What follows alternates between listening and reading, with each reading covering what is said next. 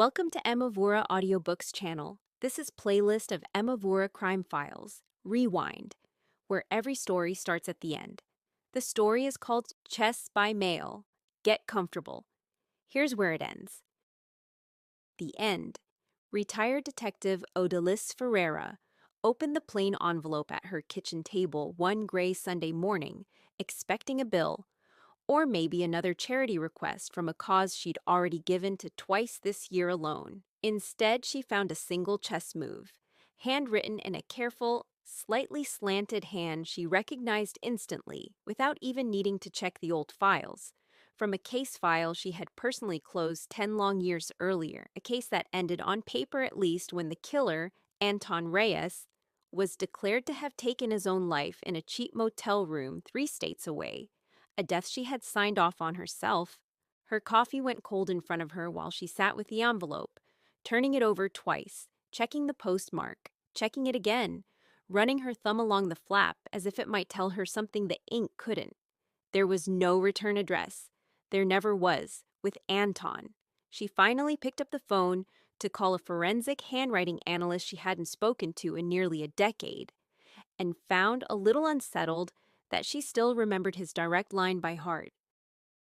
Hours earlier, she spent that entire morning at her dining table, coffee going cold beside her, comparing the new handwriting letter by letter, loop by careful loop, against decade-old evidence photographs pulled from a box she still kept in her hall closet.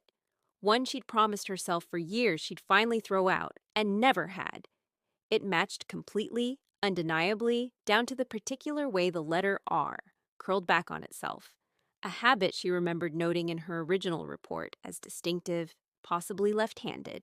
She sat with that for a long time, the analyst's confirmation still open on her phone screen, before she let herself think the sentence all the way through, which meant the man she had personally watched be declared legally dead 10 years ago hadn't actually died at all. And somewhere out there, right now, someone alive knew it for certain and wanted her to know it too. Days earlier, the letter, she would eventually learn weeks later, hadn't come from Anton himself at all, but from Theodore Marsh, his old accomplice from those violent years, now slowly dying of an illness that had quietly stripped away nearly everything he had left in the world to protect or lose. He'd kept Anton's secret faithfully for a full decade, out of something he still, even now, stubbornly called loyalty, the kind that doesn't ask whether it's deserved. Near the very end, staring up at a hospital ceiling most sleepless nights, tubes in his arm, he finally decided that loyalty simply wasn't worth carrying alone into a grave. He'd asked a hospice volunteer to mail the envelope for him, telling her it was a letter to an old friend he owed an apology. She never thought to ask why a dying man's last letter contained nothing but a single line of chess notation.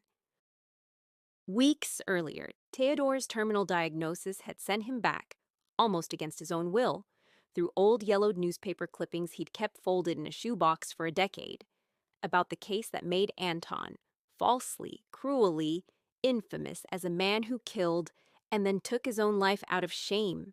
Theodore alone knew the suicide had been carefully, meticulously staged, a brand new identity quietly built on a dead stranger's borrowed name. Anton very much alive somewhere warm and anonymous every single year since, sending the occasional postcard only Theodore ever understood the meaning of. The beginning, 15 years earlier, long before any of the violence ever happened, a much younger Autolist had volunteered for a prison pen pal program and had exchanged simple chess moves by mail with a troubled, quiet young inmate named Anton, trying in her own small and imperfect way to reach whatever small part of him might still be worth reaching before the system finished hardening him completely. He never once forgot it. Not through any of what came after. The moves mailed to her now weren't Theodore's at all. In truth, they were Anton's own, a strange and twisted homage to the one single person who had ever tried, without wanting anything back, to be kind to him. The final envelope, arriving nearly a month after the first, contained only 2 short words beneath the last careful move: checkmate. Come find me. He hadn't been hiding from her, not really, these 10 quiet years. He had been waiting patiently, almost gently, to finally be found by the one person who had once looked for something worth saving inside him. Thanks for rewinding this one with us on Emovura Crime Files.